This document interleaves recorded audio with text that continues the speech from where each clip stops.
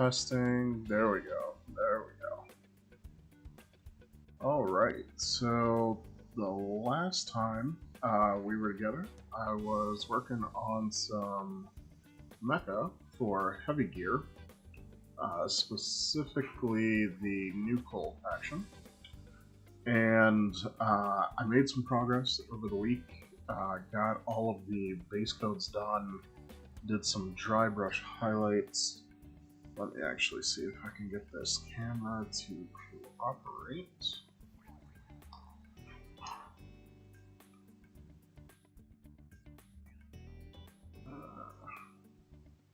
It's focusing so well before I started. There we go. So worked on some base coats over the week. Dry brushed some highlights on there. Very simple. We're talking 5 colors, I think, mostly across all of the units that I was working on. Got some decals down from Fighting Piranha. They are the licensed creator for the decals. They also do the official BattleTech decals. These are absolutely amazing, super easy to work with, and got them all varnished up. So today we are going to work on doing some oil washing. And that's going to give us our shading as well as some blending on all of these armor panels and give us a not a super detailed non-metallic look, but good enough to put down on the table. So the color I'm going to use today is Starship Filth from Absalom 502.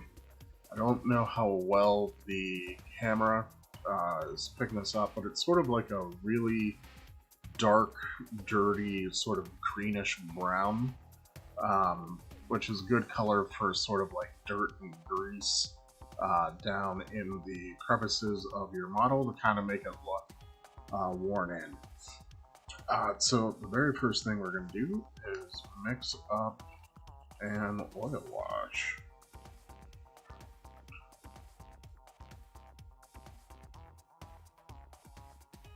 Just up this. It's got a little bit of excess oil in the tube. Go ahead and squeeze that out. We don't want all of that in all the mix. Alright, now we're getting to the paint.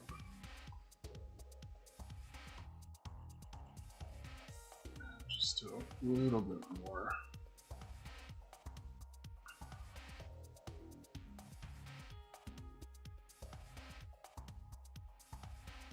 So if you're ever working with oils, I highly recommend picking up some of these small little glass jars. They're great for mixing up your washes, and then you can store them after the fact so that you don't waste any of your paint. We've got our mineral spirits. We're going to mix in here to thin it down. And there's not an exact ratio for this. Working with oils tends to be more art than science, but you're kind of going for a milky consistency that when you touch it to the side of the glass, the paint will run back down and it'll leave a little bit of staining on the sides. So we'll just mix this up and then we'll test it and see if we got the right consistency, and if we don't, we'll either add more thinner or add more paint. And it's looking like at this point we're going to need more thinner.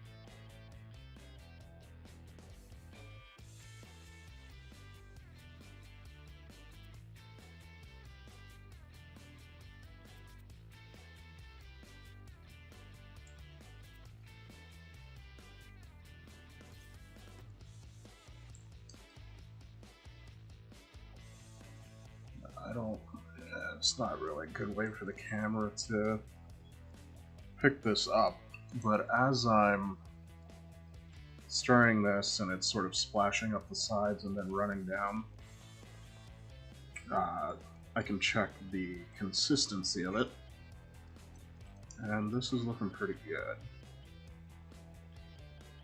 So before we get started, I'm just going to decant a little bit more thinner so I have somewhere I can clean my brush.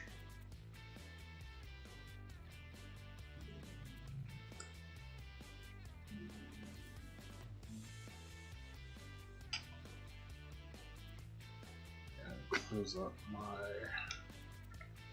thinner so I don't make any accidents. And we can get started.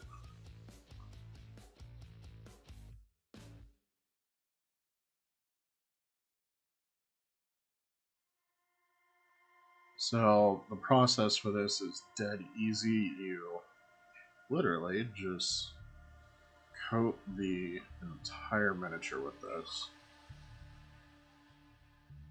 And honestly, I could probably use a bigger brush to make this go faster. But we want to make sure we get this in all of the nooks and crannies. Let it run around all of the rivets. We even want it to go on all of the flat panels, because eventually we're going to remove the excess and sort of push the pigment around down into all of the recesses.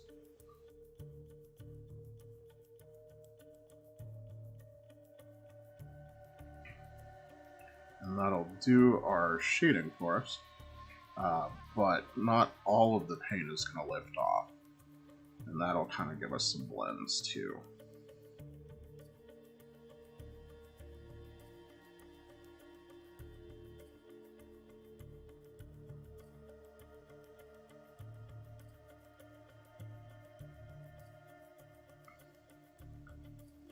So for most models that I do, especially anything mechanical that has these sort of sharp lines, I prefer oil washing.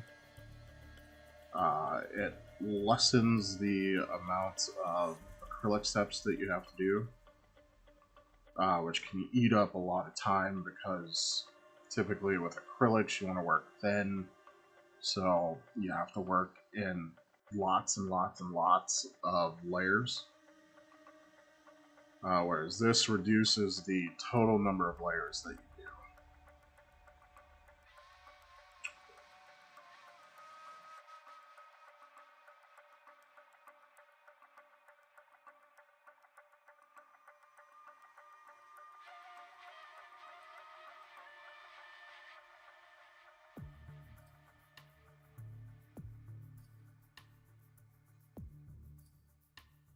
It's almost gone too.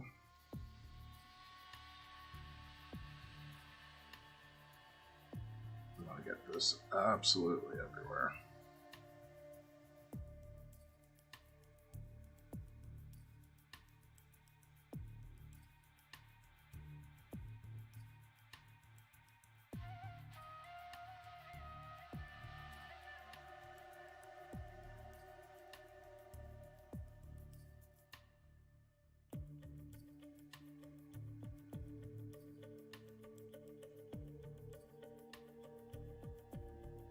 I think that's whole model soaked, so we'll keep moving down the assembly line.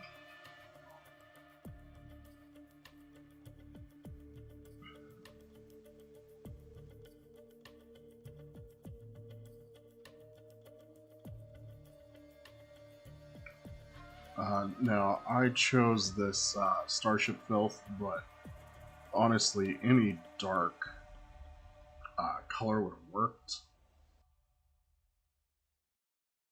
Dark brown would have looked good. A really dark blue would have also looked good, especially since we're working with a lot of cool colors. Blue in the shadows would have looked really good.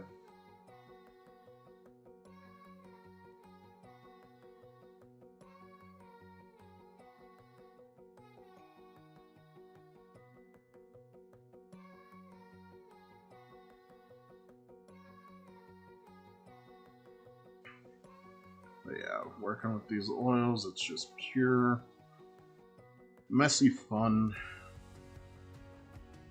Don't have to worry about being neat and precise.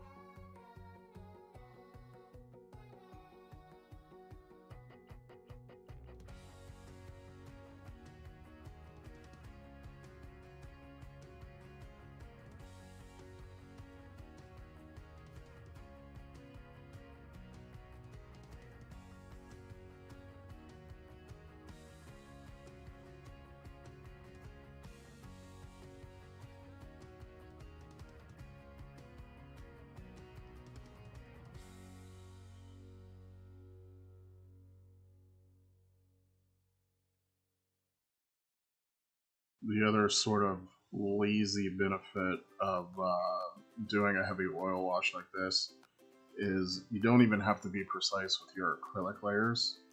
You can kind of purposely leave shadow areas unpainted because your super dark oil wash pigment will cover up those spaces later.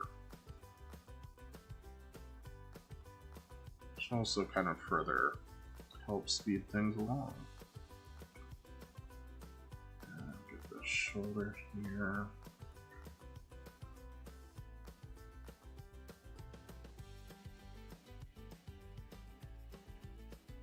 Always do a quick pass, make sure I covered everything. Yeah.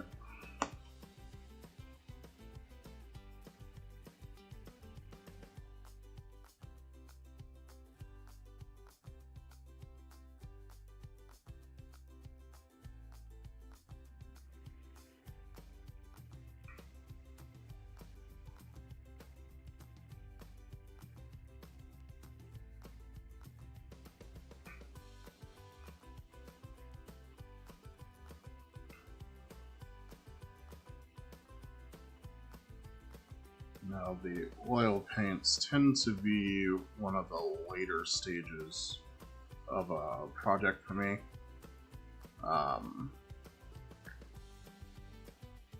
Usually after this, there might just be some small, weathering I might do with like weathering pigments.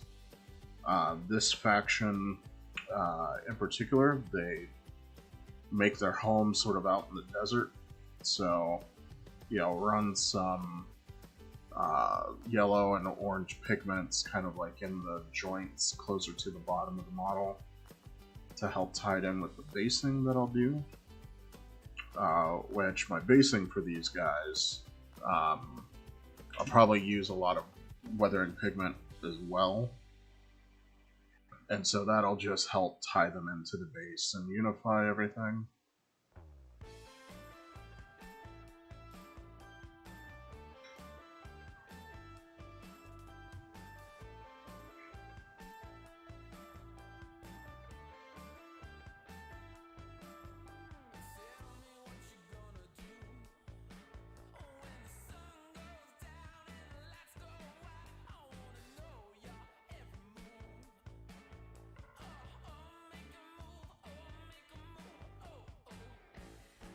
Maybe run some rust pigment over the tracks.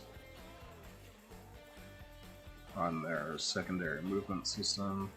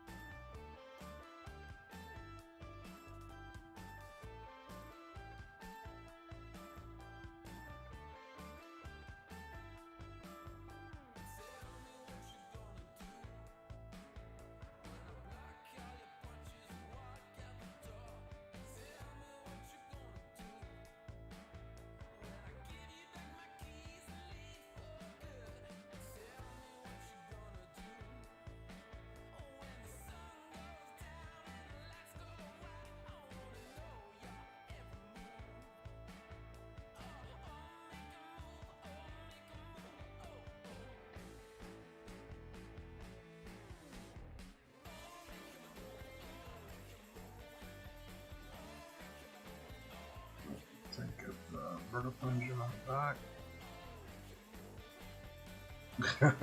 Hey, what's up, coach?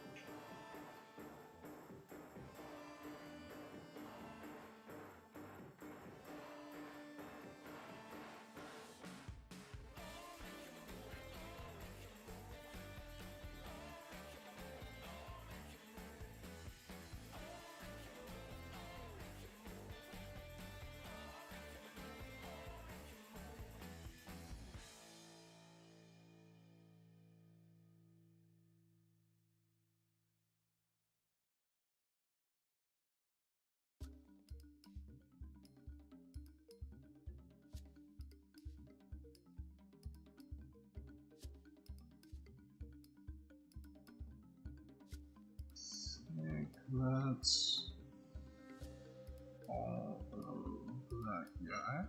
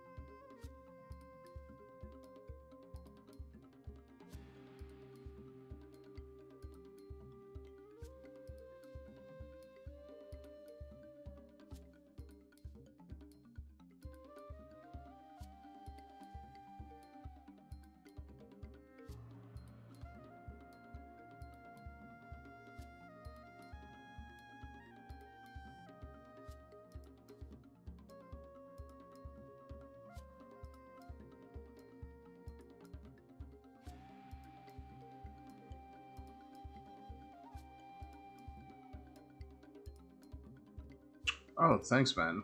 I appreciate it.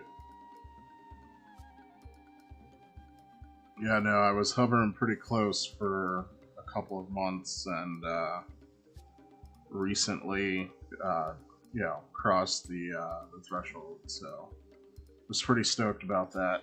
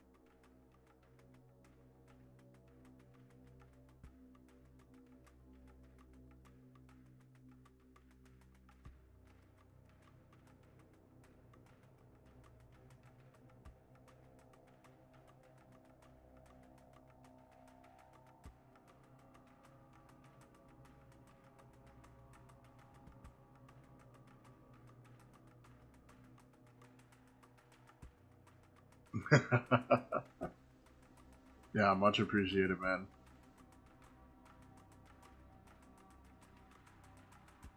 want to say it was the stream before last. There were like 2 or 3 people who have popped in and said they came from that channel. So your grifting was not in vain.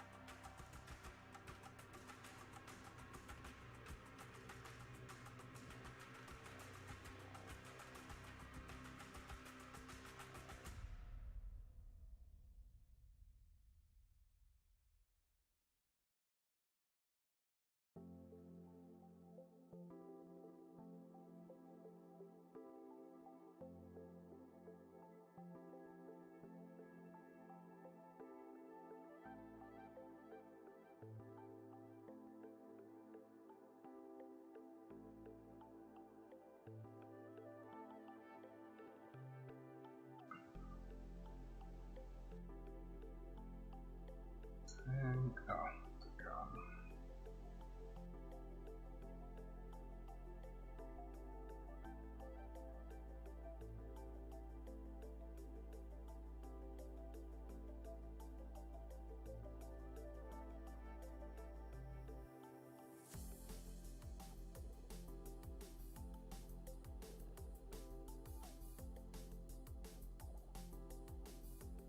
I think that's all of this guy. Alright, now we can stop looking at Hussars. Yeah, I know. One of these days I'm gonna do it. It's good advice.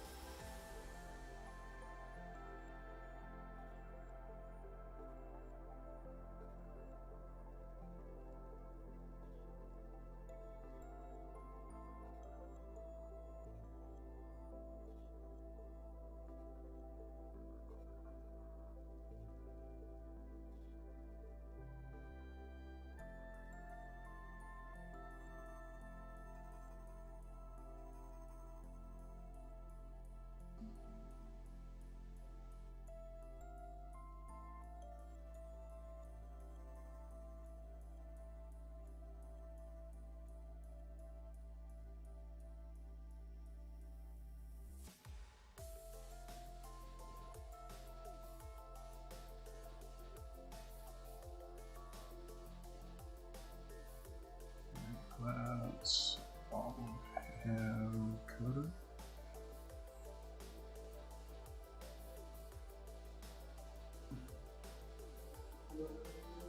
These are, God, it's all French names for these units. I'm probably gonna screw this up with like Chevalier, or I don't know how they say it, but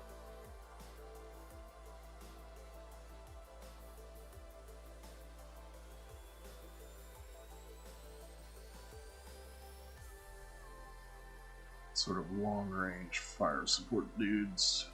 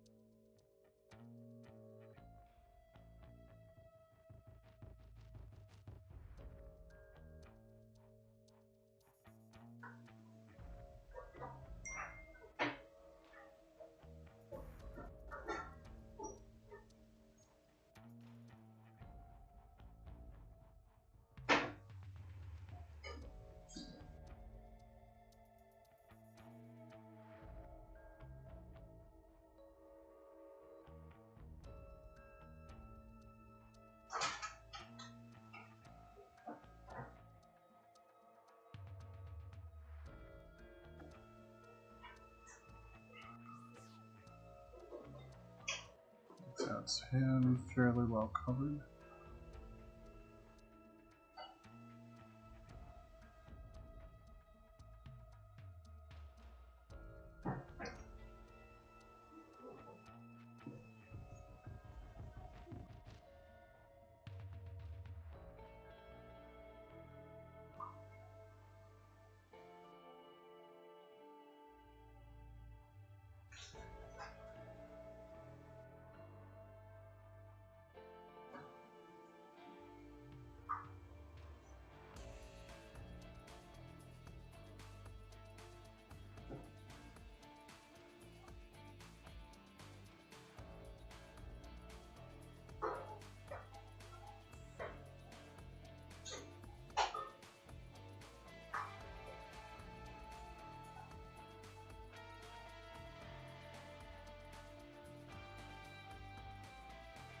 Yeah. I'm probably... I do need to be a little bit more consistent. I originally wanted to do a game stream at least once a week, if not twice. Just because they're a little bit easier to do. And I've got games that I kind of wanted to get through. I don't know, life just keeps getting in the way.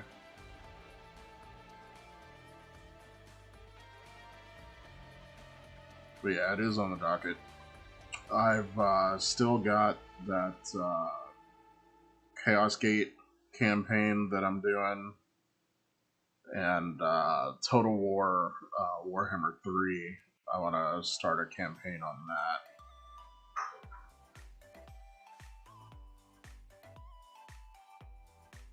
And then the other half will occasionally mention that she's interested in a game here or there. So if she ever settles on one, we may end up doing it together depending on what it is.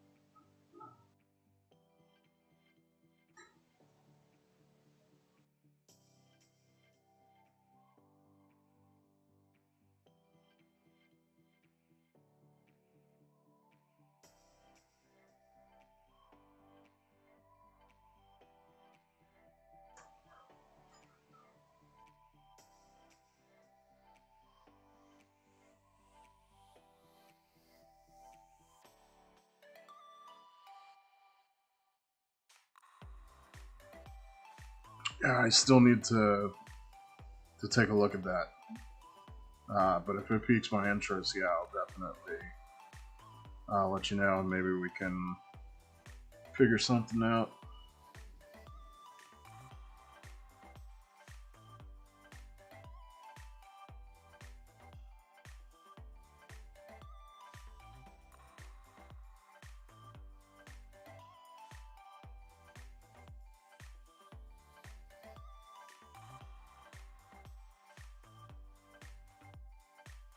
There we go, looking good and grimy.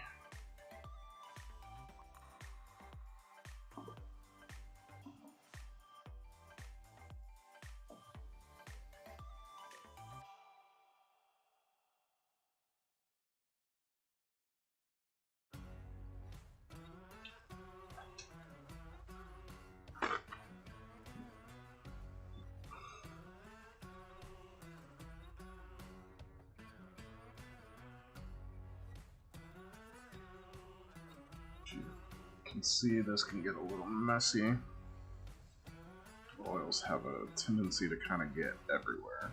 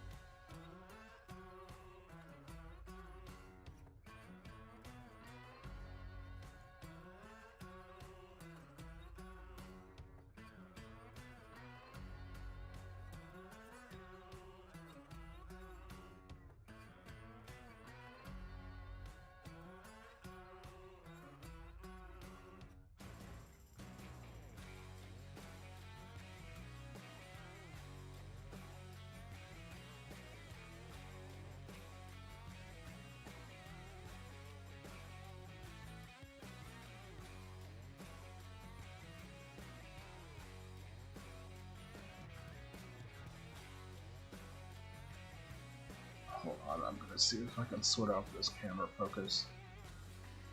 It's weird, like, if this backdrop was totally white, the autofocus would work a lot better. But I think I might have to just work with the manual focus. Video.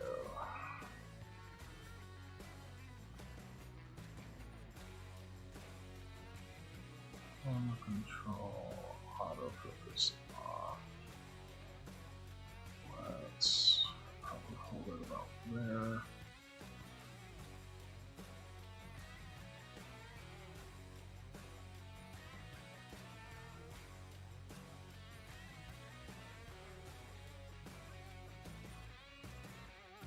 We'll see if that's any better.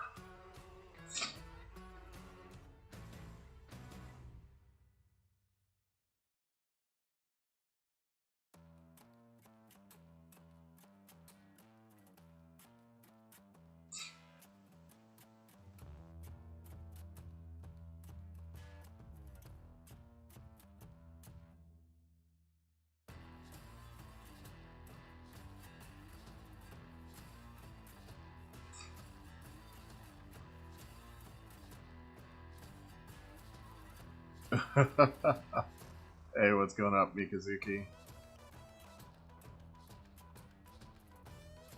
So I didn't start that long ago. It was probably about a half hour.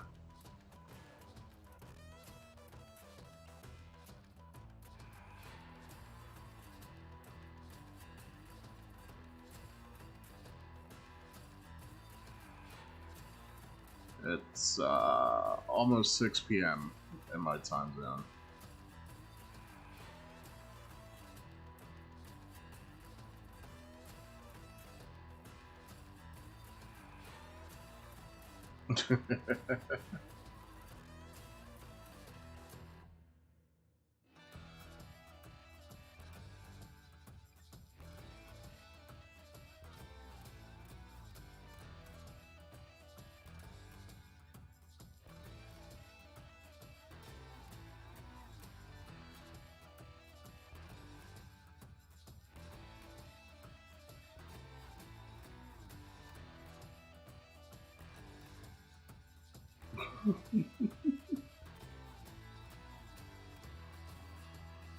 Yeah, no, I got a little bit of a late start today.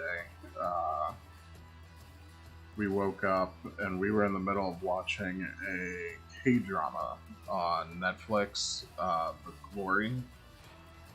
We went ahead and finished that off earlier today.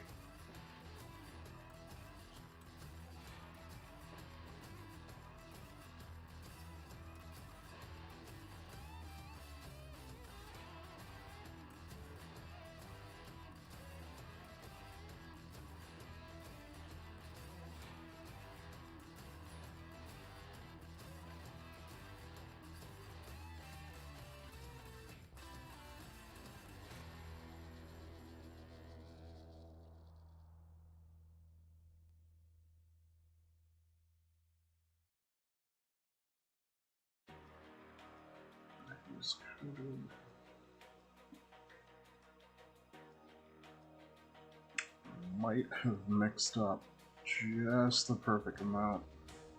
I could also run out. Have to make some more wash.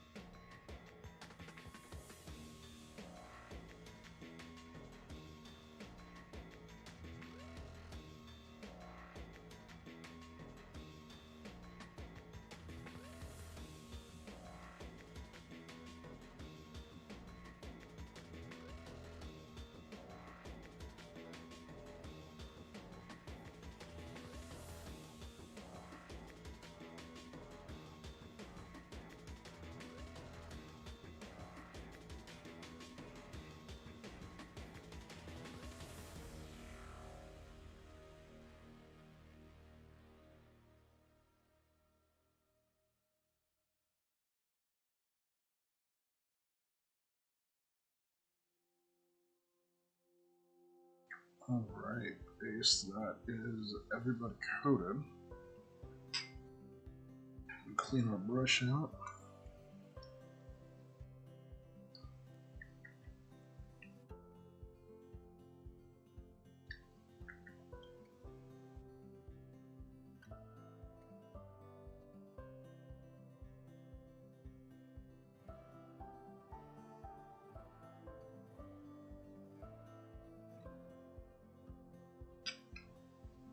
And let's put a little bit of thinner in that jar so those dregs don't dry in there. We'll clean that out better later.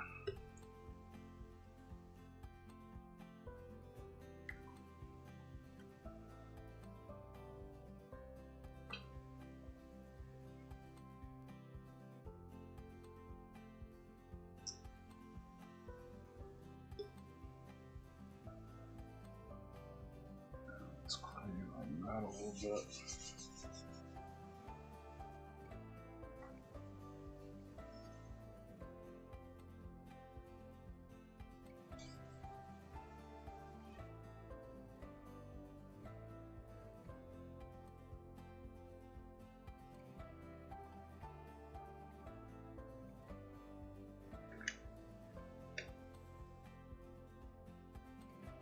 Alright. So now we have to wait for an oil layer just for most of that white spirit, mineral spirits rather, to evaporate. So you can see it still looks a little bit wet, so we've got a little bit more that we have to wait before we can start working that. So let's do a little bit of hobby news and see what's going on with Warhammer.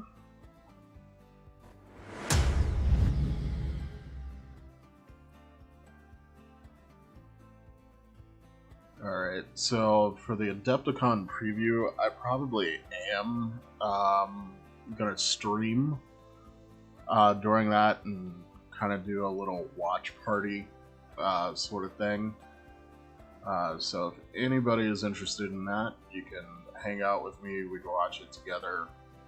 I kind of have a feeling that they may tease 10th edition, given some of the Warhammer community articles this week.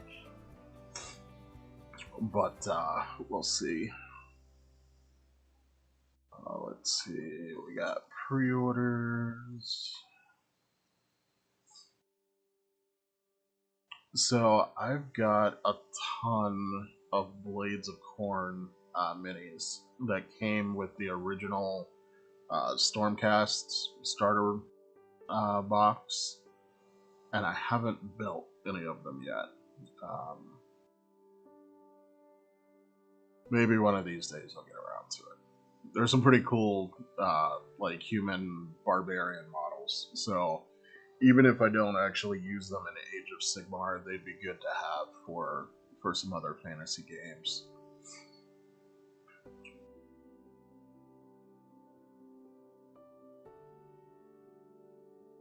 Not bad. Not the greatest, but not bad.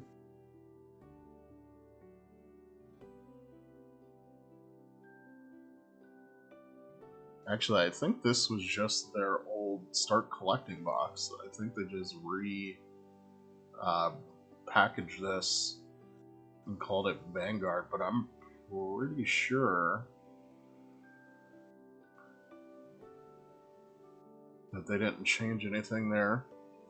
But it was a pretty good value box, in my opinion, for what you get. With the price increases that have happened since this first came out, yeah, maybe not so much anymore, but some pretty cool minis.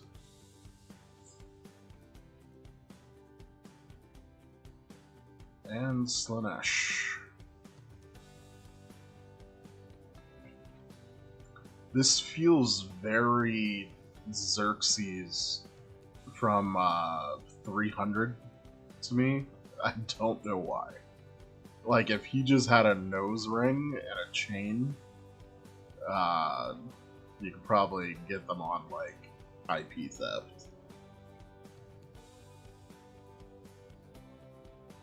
Yeah, I don't know. These little... I don't even know what they're called, but the little Slaneshi demon beasts, I never really like the look of. These cultists are pretty cool, though.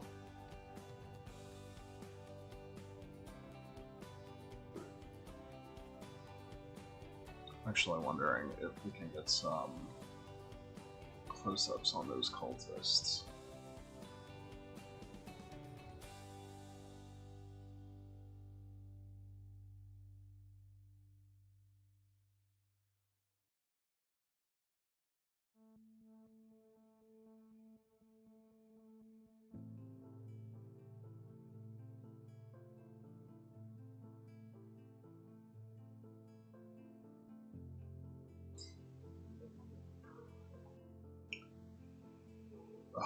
I don't even want to know how much these dice are. $40. Jesus. For 26-sided dice. Wow.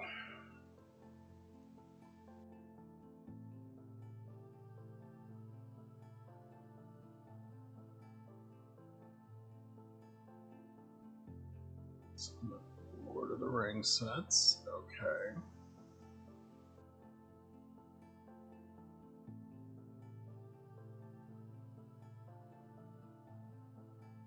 I've always heard good things about this game, but I've never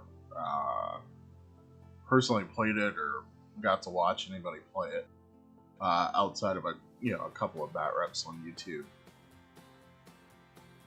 From what I've saw, it seemed like it could be fun, but a lot of people who do play it like rave that it's the best game Games Workshop makes.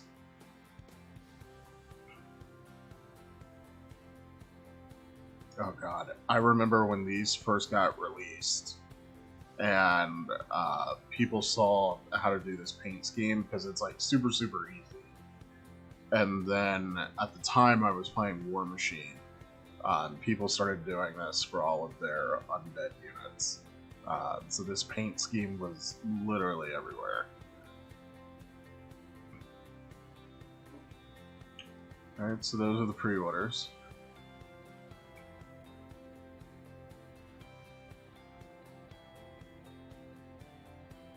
Let's see, what's this about? I missed yesterday's articles too. Necromunda campaign book. I was super psyched when they remade Necromunda, and then they keep releasing book after book after book after book. And it's like, on the one hand, it's cool that they're supporting the system and they're not letting it like wither and die, but like trying to keep up with all of the books without having like a dedicated play group is next to impossible.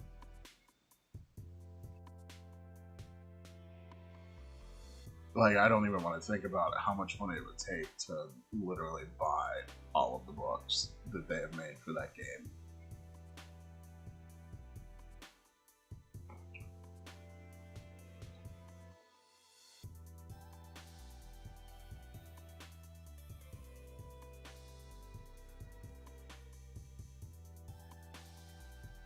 Ooh, I really like this paint job.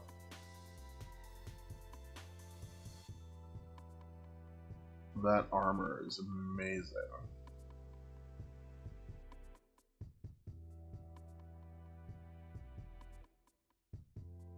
Oh, this unit looks cool. I haven't seen these guys before.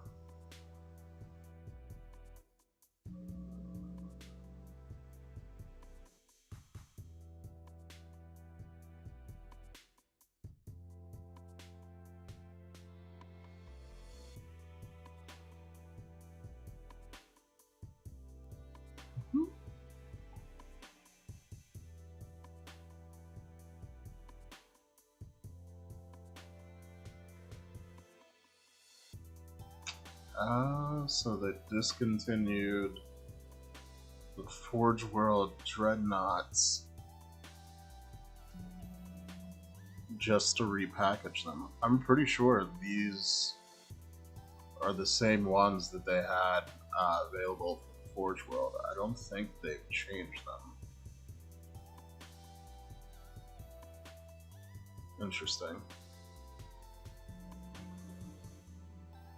So yeah, so the other big leak that they had this week with Dante, I know there's a lot of speculation going on with this right now. My personal opinion, since it seems to be all but confirmed that the 10th edition launch box is going to be Dark Angels and Tyranids.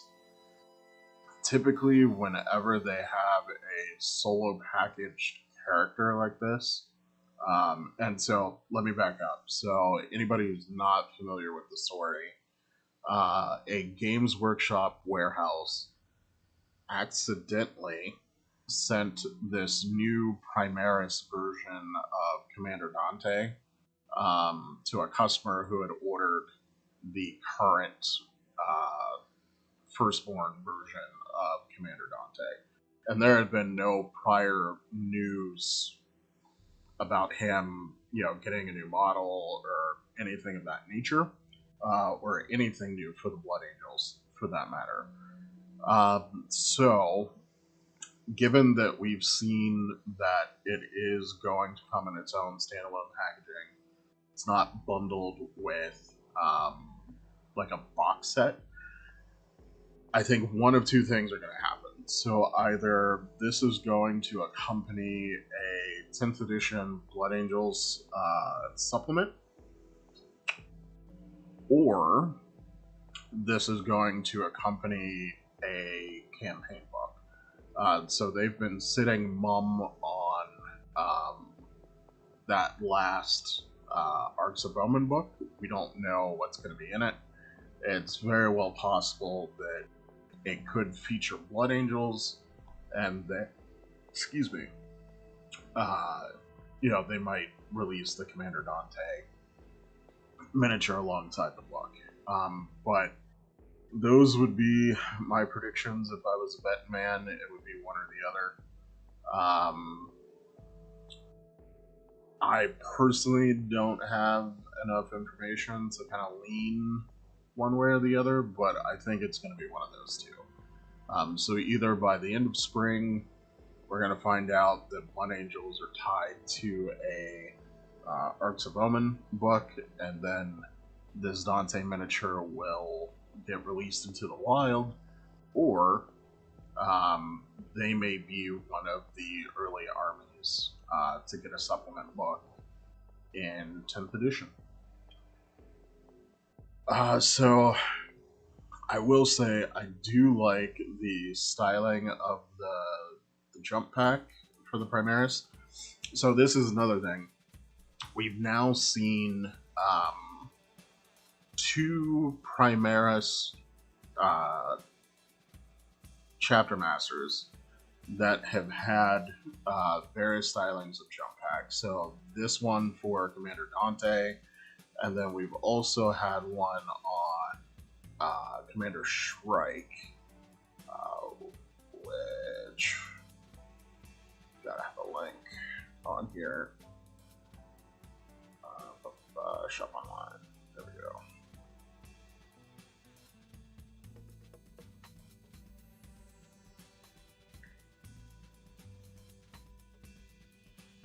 Here we go.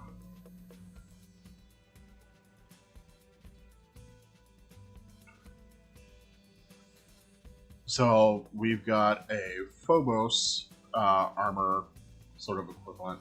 Oh, they don't have a 360 for him, so it's kind of hard to see.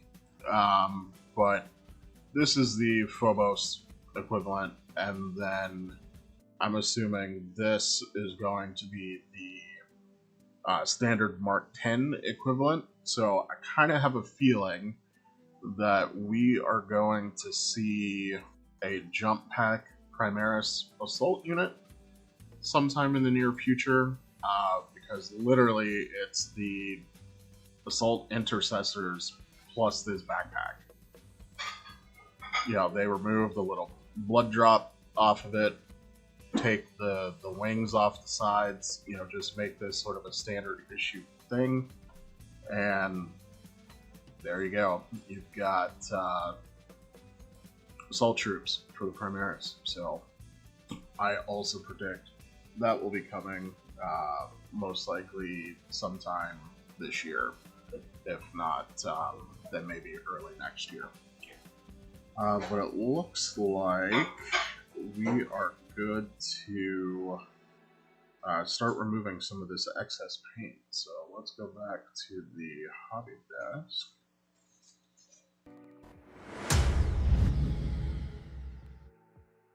All right.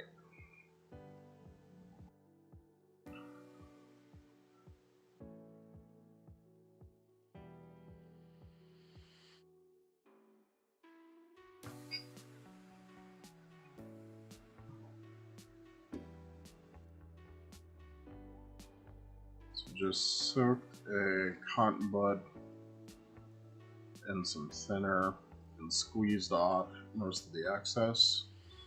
And we'll start with that, and then if we have any hard to reach areas, got a makeup sponge on hand that we can use. So when you're doing this, direction kind of matters. You want to be pushing pigment toward recesses. And you can kind of control how much of this you lift off. Then as well on any vertical surfaces, you want to kind of move down, and that'll make it look like the grime realistically, you know, was left there from like a water deposit or oil running or something of that nature.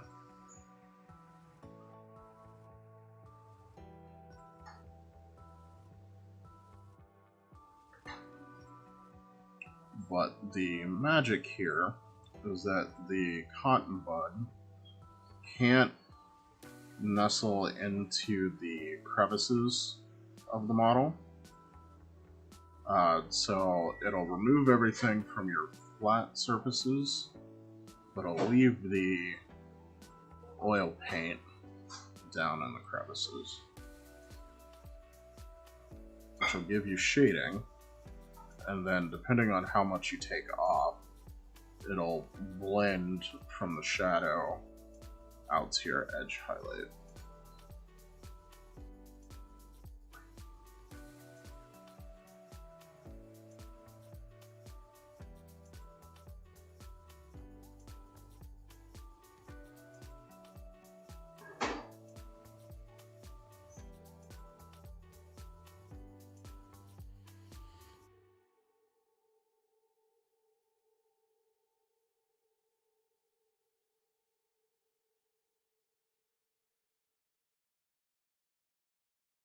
Now, the other nice thing with this oil paint is that the working time is very, very long.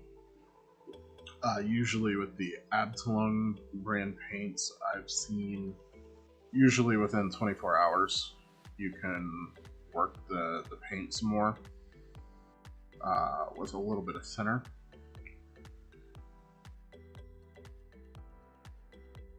So I could literally, you know, set these down, go have dinner, you know, run errands, whatever I have to do, and then when I'm able to get back to it, I can keep going.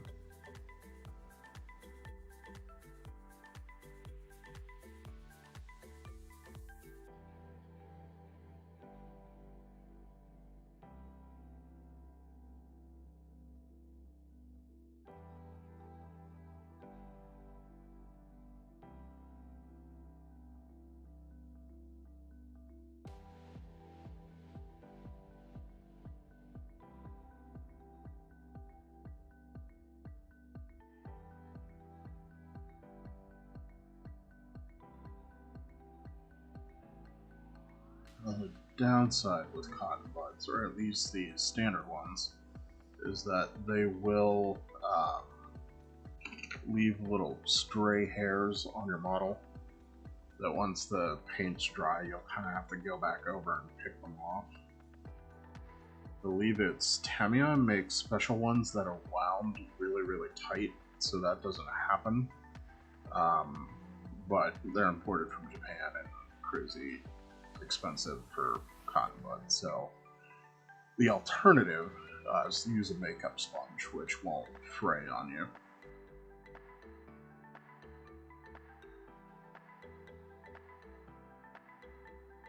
However, the cotton bud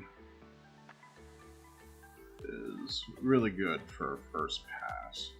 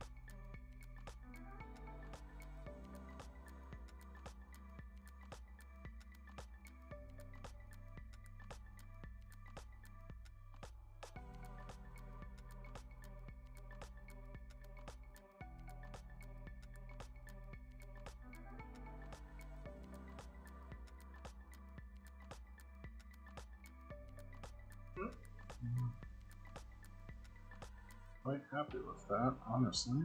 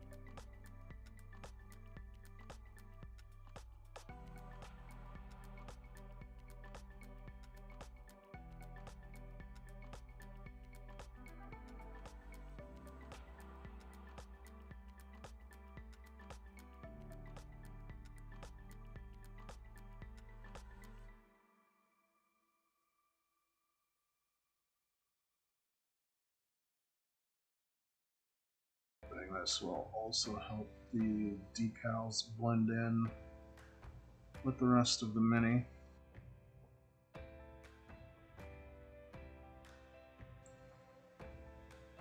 Help blur the edge of the decal into the rest of the paint.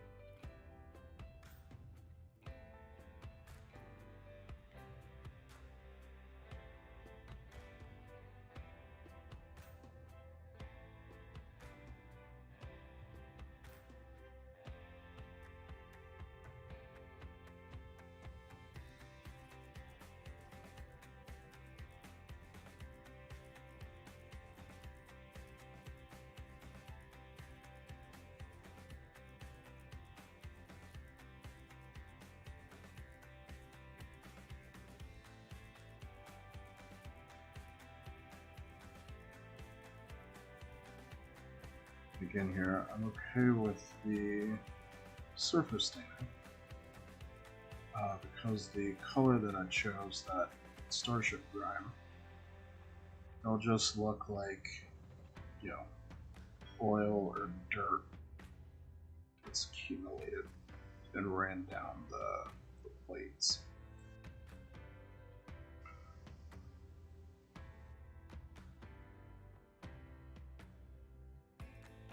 That's why the directionality of how I'm removing this is important.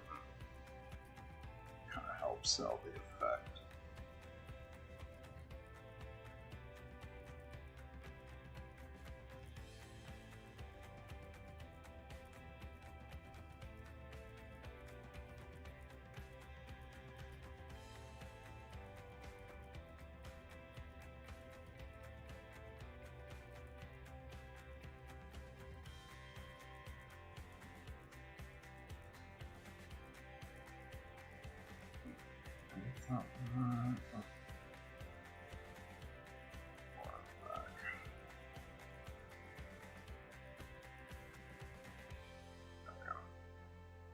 That one's good.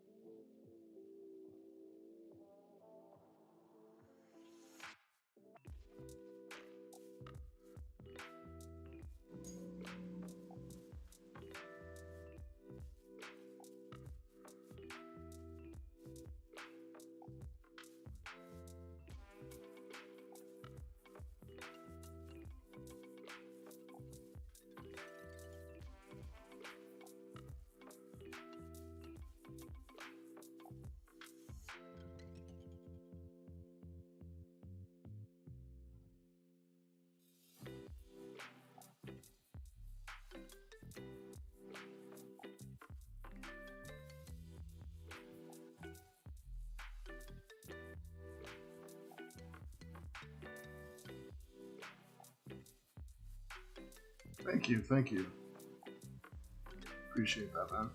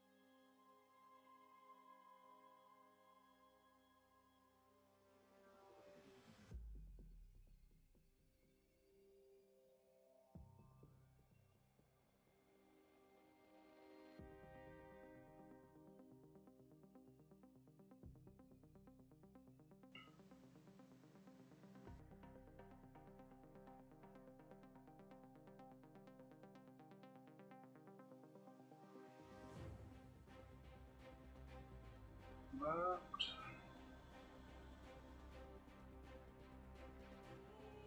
This looks like I missed this section in there. So once I'm done and this dries a little bit more, I'll come back in with like a pinpoint targeted pen wash around those rivets. Take care of those.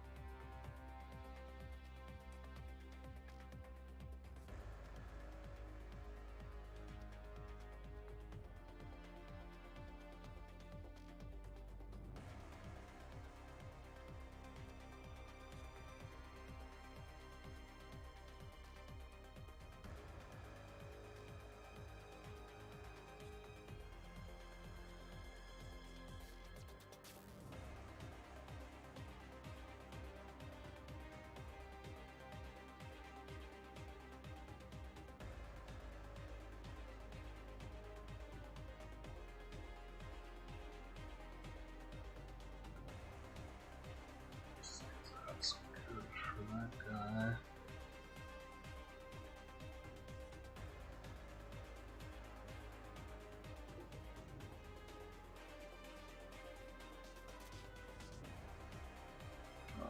Blocking access to people.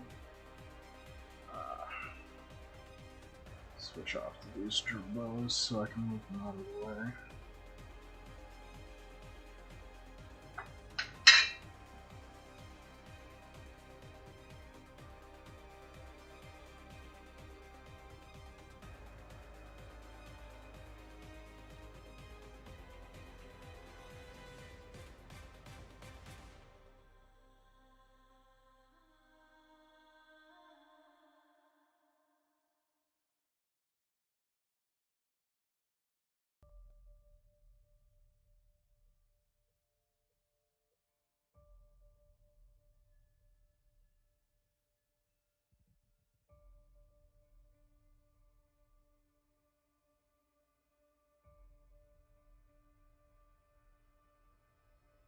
I'll focus super close up.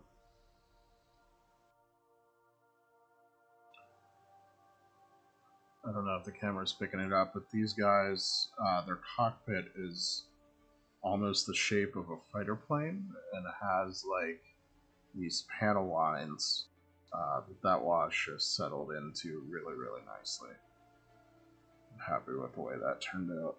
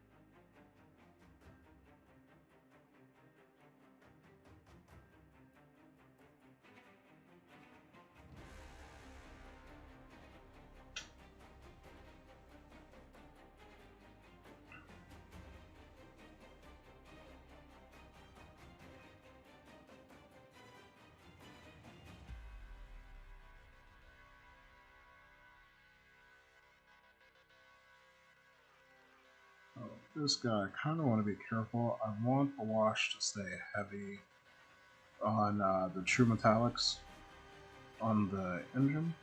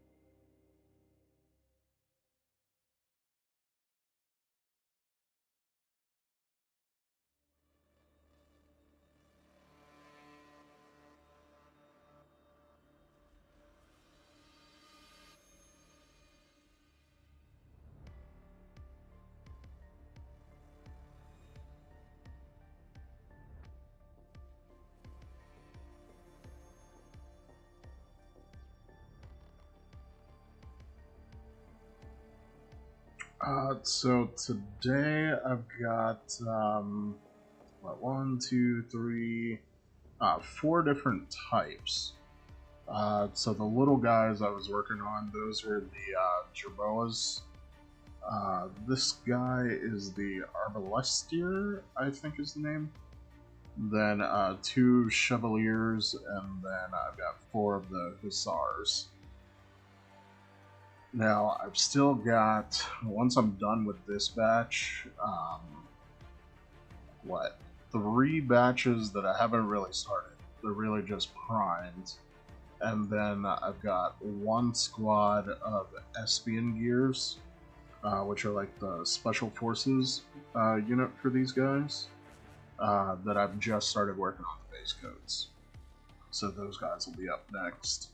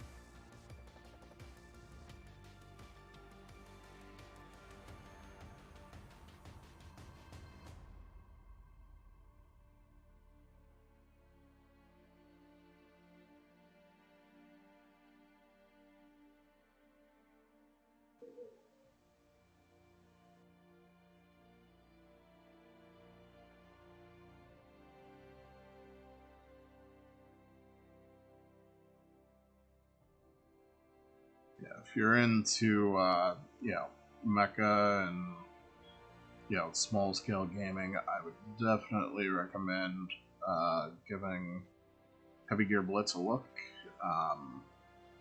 It's honestly probably the only mainstream competition of BattleTech at the moment, but a lot of the gears, their mecha, have more of a anime inspiration. So there's tons of really cool designs, and the game is actually, or the IP rather, has been around almost as long as BattleTech has. So I mean, there's tons of different designs and hundreds of different models that they have. And each of the factions sort of have a really unique design aesthetic.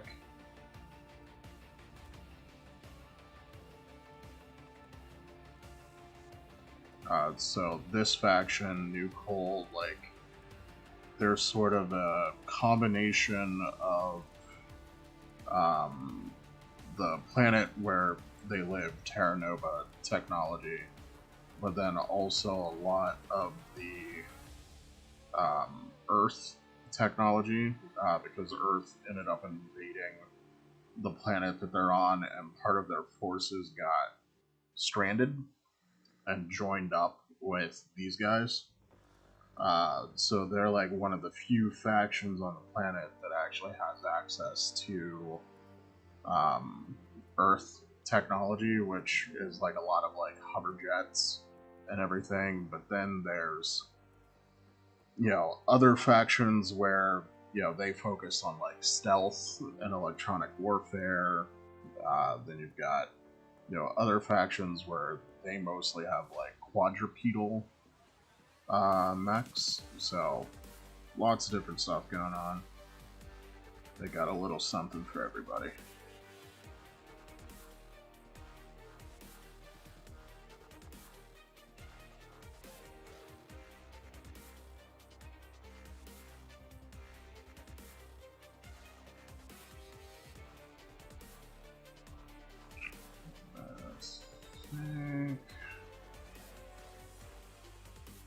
That's a pretty good clean job on him.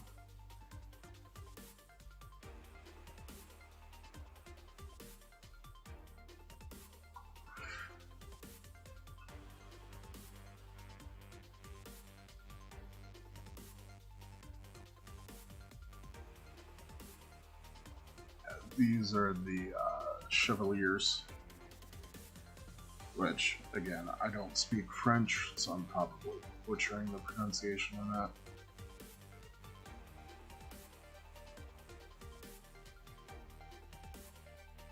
Might be time for a new key tip.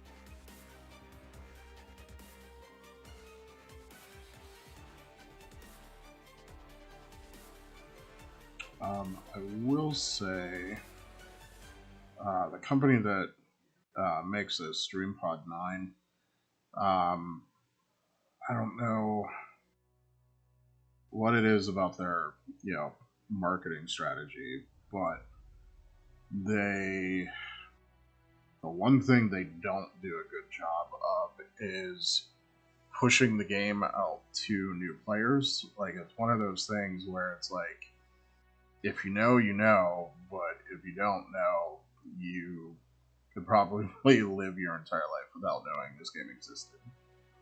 Which is honestly a shame.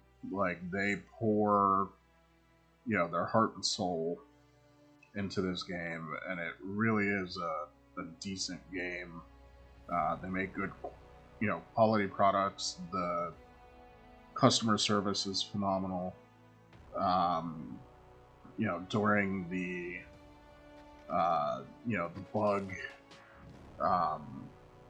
the owner would like personally drive across the border to ship packages. No, so this faction, blue and gray is the faction color, and then for accent colors, you'll see some white and you'll see some like olive green, but it's predominantly the blue and gray. Actually, I can show you the box art. Give me a second.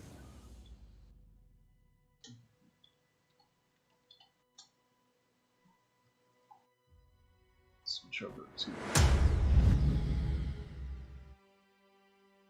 Yeah, so these are the guys I'm painting up. Now, these specific miniatures are the... they ran a Kickstarter, I don't know, I want to say like 2017, to make plastic molds so that all the army starter boxes could be done in plastic instead of metal and resin. And so this is the plastic starter box from that Kickstarter. The minis that I'm working with are the old metal versions. So like the new plastic ones, like they're just a lot nicer because you don't have like the metal flash and the random mold anomalies and whatnot. But here you can see the official scheme for these guys. It's just the gray, the blue, white accent, and then you could tell some of these parts are like gunmetal instead of gray non-metallic. But pretty simple.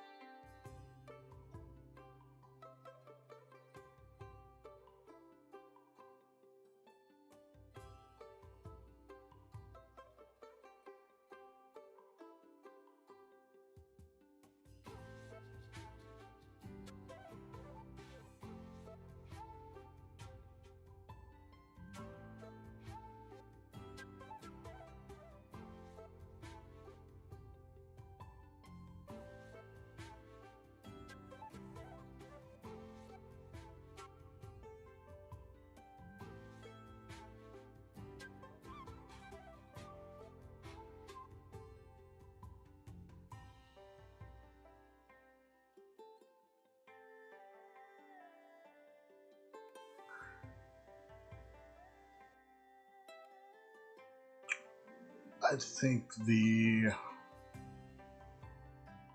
oh, actually they have a scrolling banner on their website. I was about to say the colors of the other factions, and I was about to totally get it wrong. So the northern faction is sort of like olive drab is their main color, and then the southern faction is predominantly sort of like a gray-green. Then there's Caprice. They're the quadrupedal walker faction. They're mostly red and gray. Peace River is also red and gray, but they're heavy gears primarily. There's a faction called Black Talon, which, interestingly enough, they're black. Who else?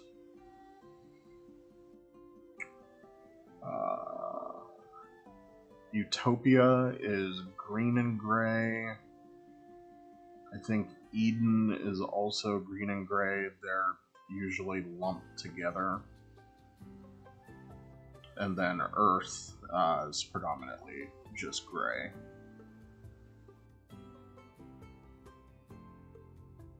And then, of course, I mean, you can, you know, paint your units whatever color you want.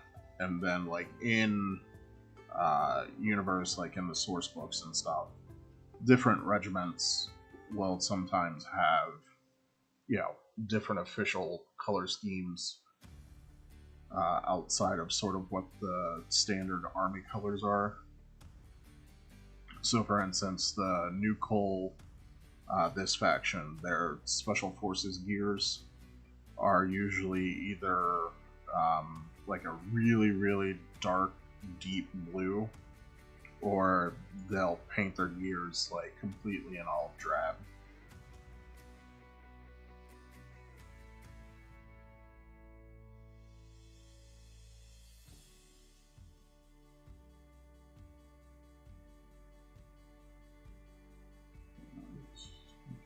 He's almost.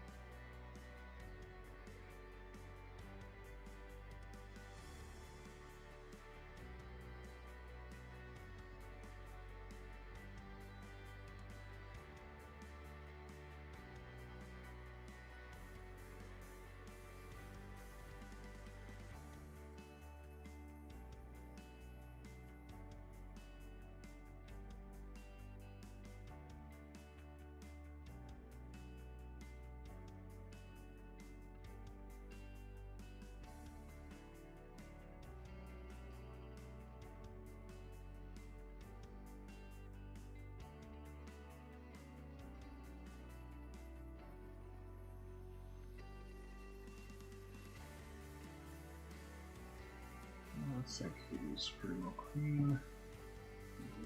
And that leaves our last Hussar.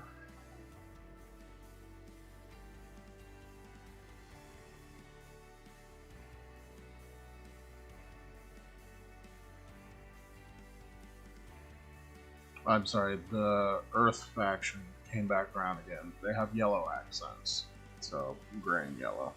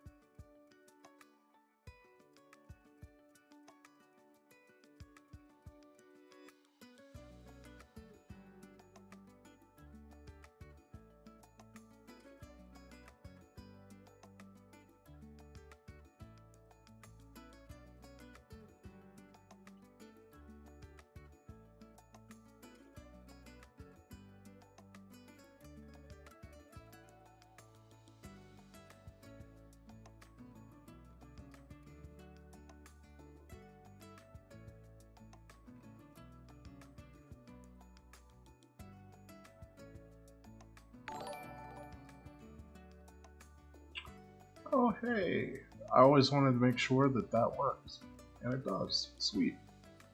Thanks for the follow, Leaves.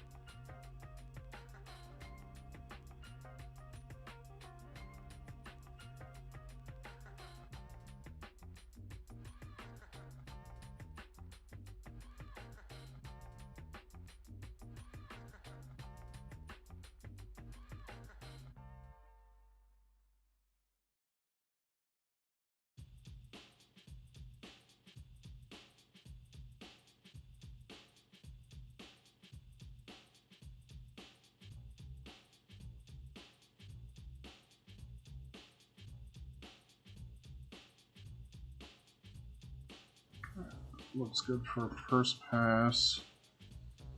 So now what I will normally do is go back through the assembly line and just kind of give everybody a once over, make sure there's no like obvious pooling that I can take care of right now.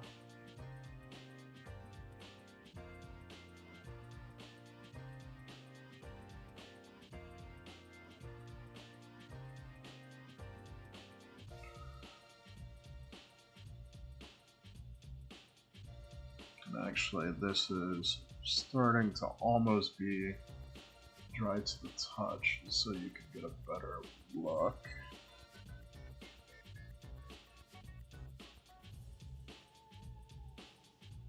Still a little glossy, so we're hitting some reflections.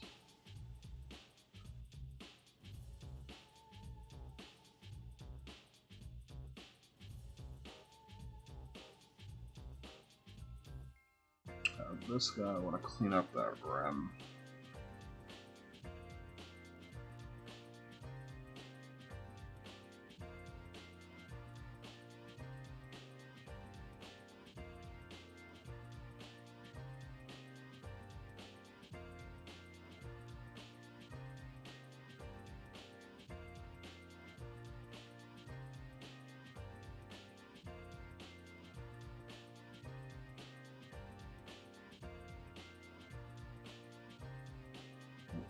Call him pretty good.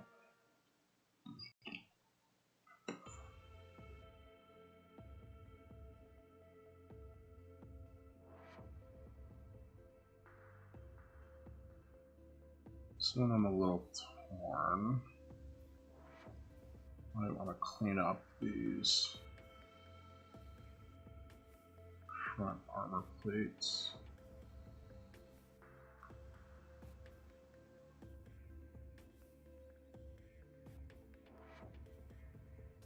Yeah, I think actually we'll just go in with the sponge.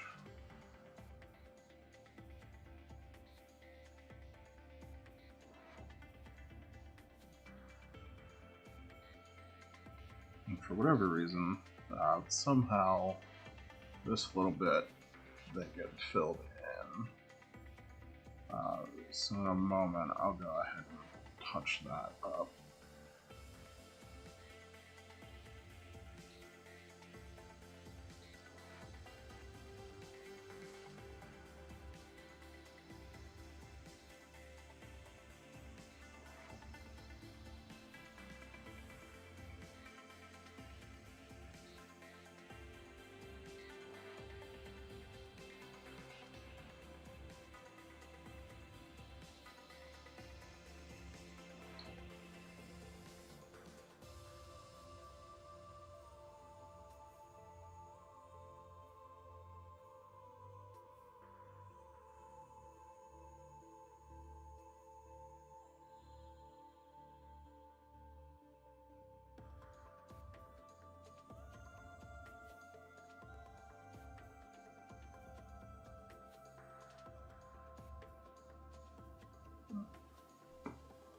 So that he's pretty good.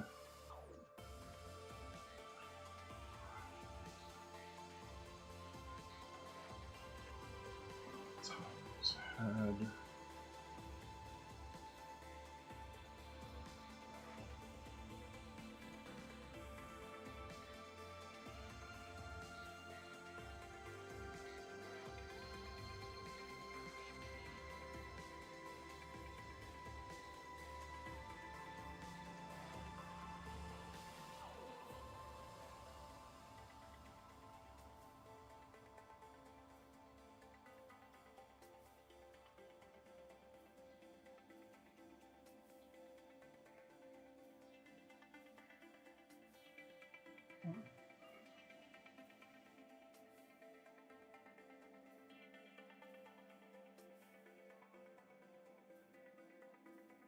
This guy. This track area looks way too clean. So we'll touch him up in a second. We just did that. That needs to dry a little longer. Just double check our little jerboas.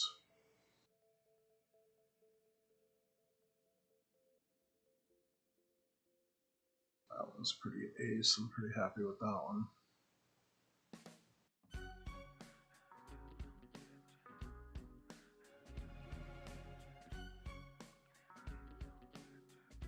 That one's pretty good too.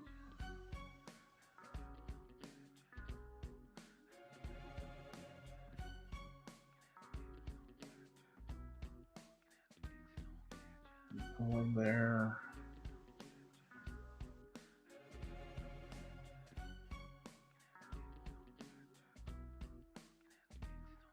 That one's good.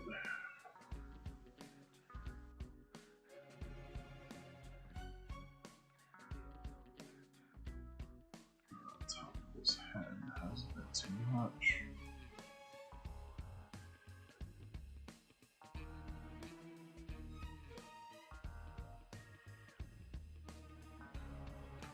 I'll call him good.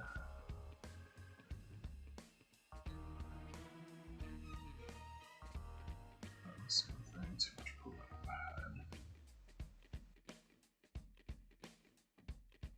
And we'll call him good. Yeah, I really like those.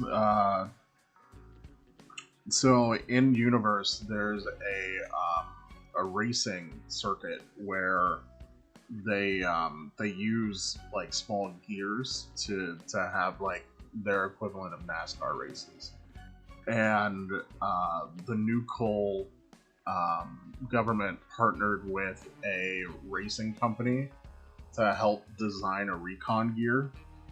So So here, I'll use one of these walking ones.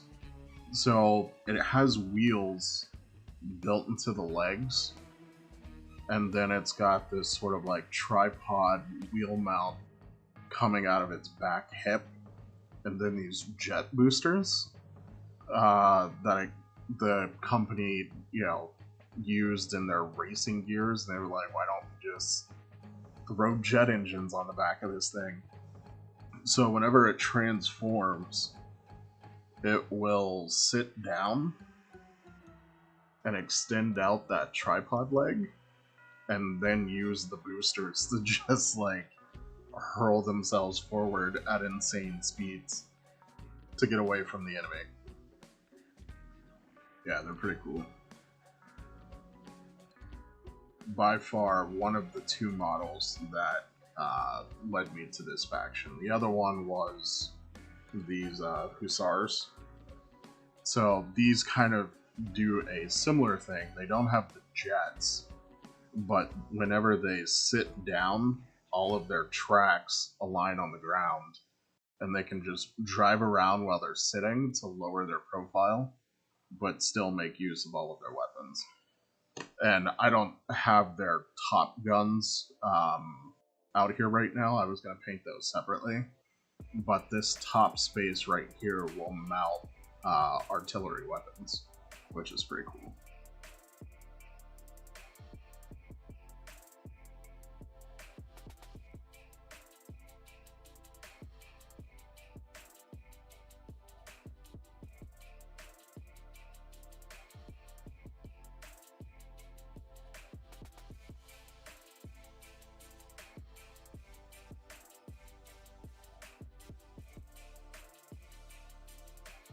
Yeah, no worries.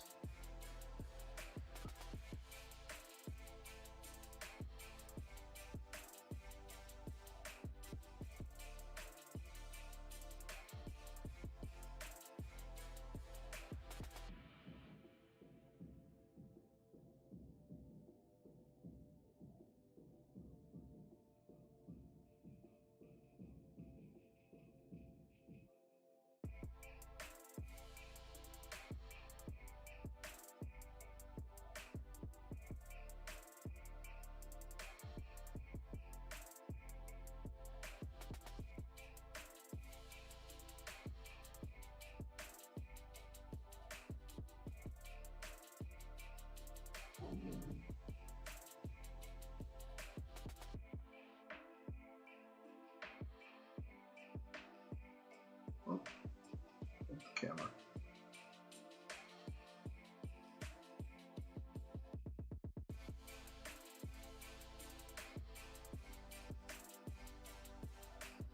I think we'll call him good.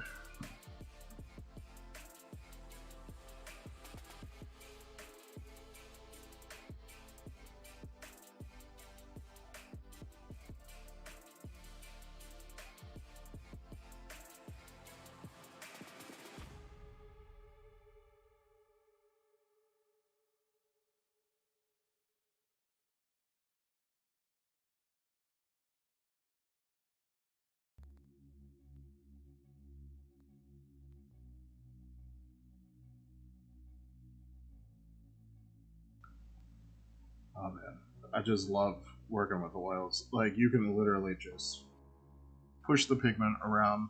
Like, if it's somewhere you don't want to be, you could just shove it into a recess. No, it doesn't get easier than this. Yeah,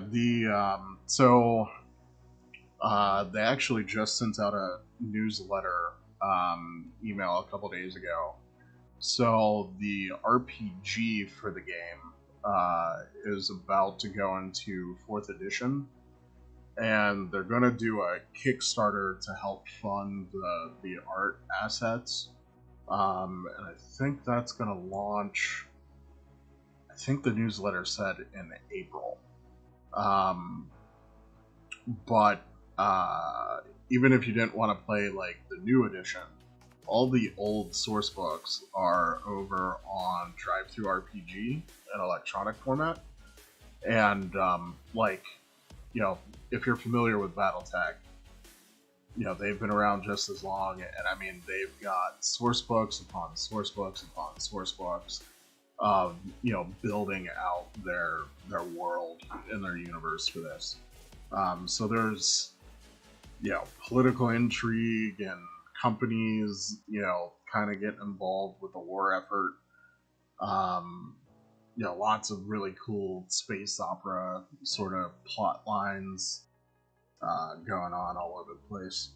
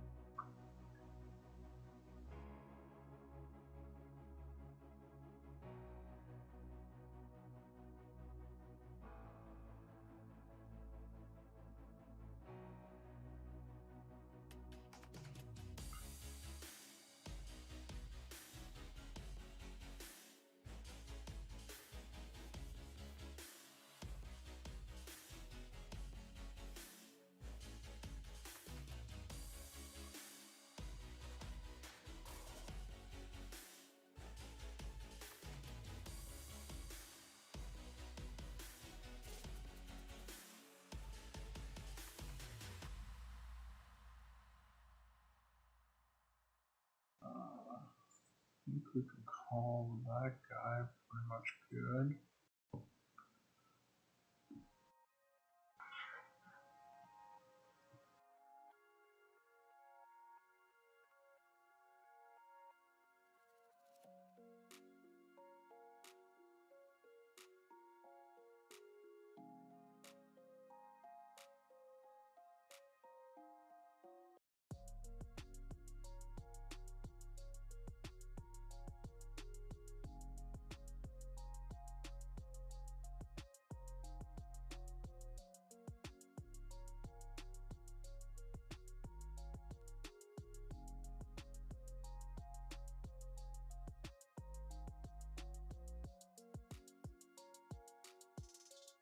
I think we're pretty good too. Alright, so we just have those couple little gribblies to fill in. So let's, yeah, we'll do this.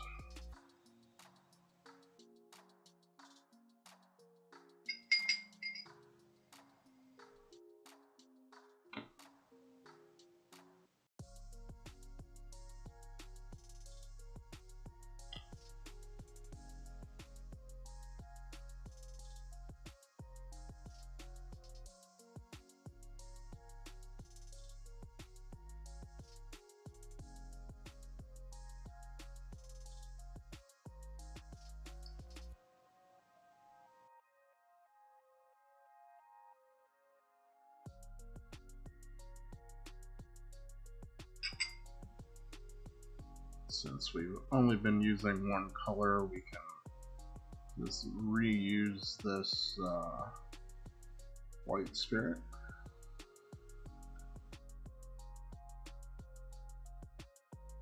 Mix this up.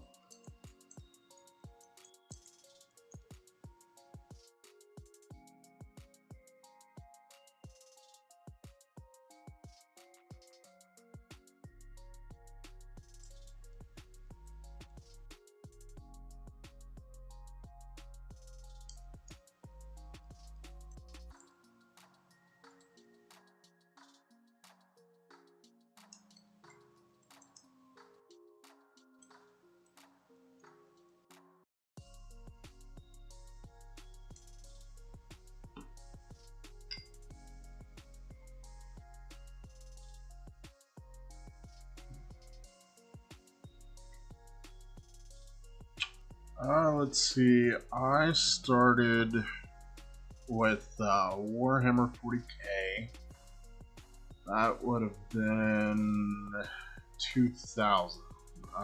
So 22 years. However, some of that time was spent as a broke high school student and then progressing to a broke college student. So I was not painting for all of that time, but intermittently, about 22 years.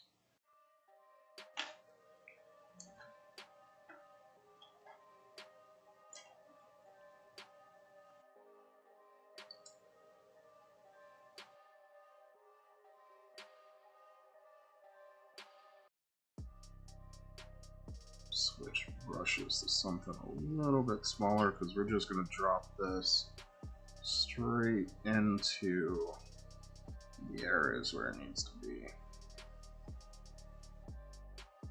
Try my best to get this in on camera.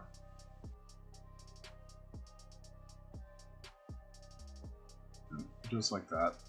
And there was a little bit of spillover that's sort of staining on that top surface. Once that dries a little bit, I can wipe that right off, just like we've been doing.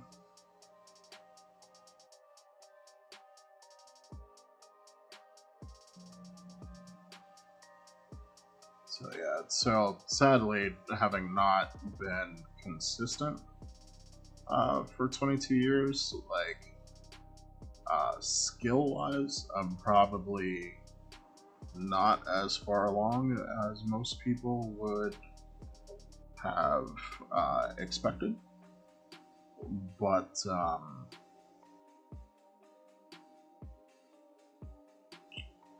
you know, picked up some tips and tricks along the way.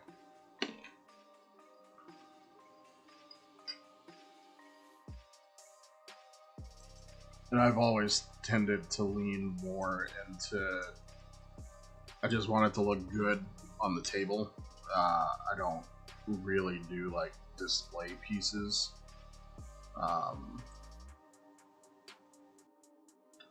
So there have definitely been techniques and such that I've like willingly shied away from just because I don't have the patience to work on one miniature for like 60 hours.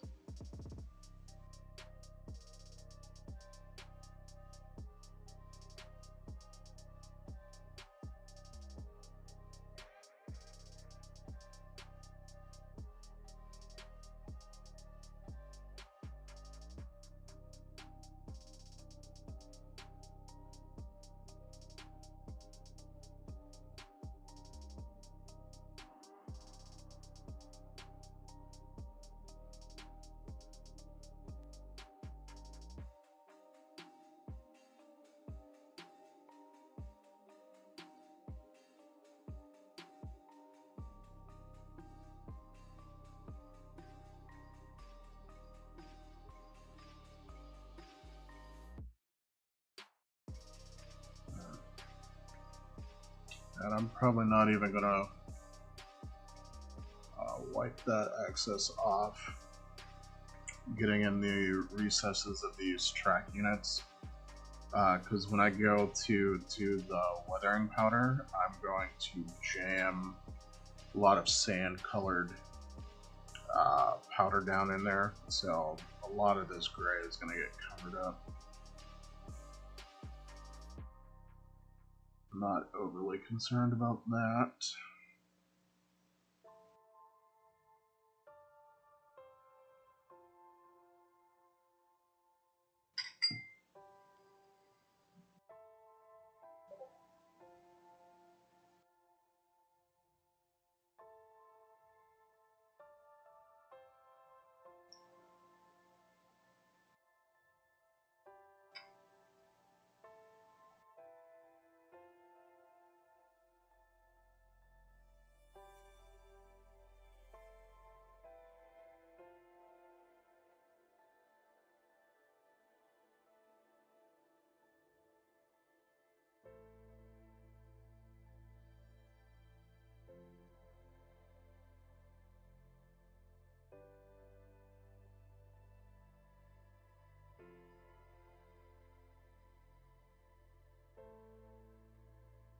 Alright.